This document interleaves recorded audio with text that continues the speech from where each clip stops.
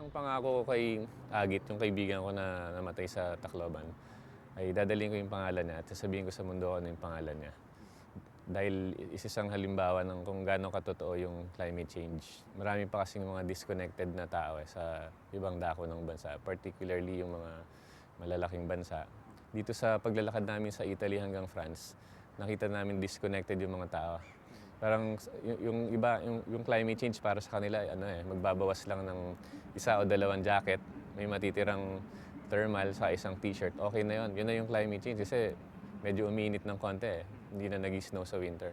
Pero yung mensahe natin mabigat na nasasaktan tayo, nasisira yung agrikultura natin, yung paghahanda, mahirap, magastos, yung mismong bagyo, magastos, walang pera. Pagkatapos ng bagyo, magre-recover, hindi maka-recover dahil bitin-bitin din yung pondo. Hindi ako masyadong umaasa doon sa ginagawa sa loob ng COP. Kasi kahit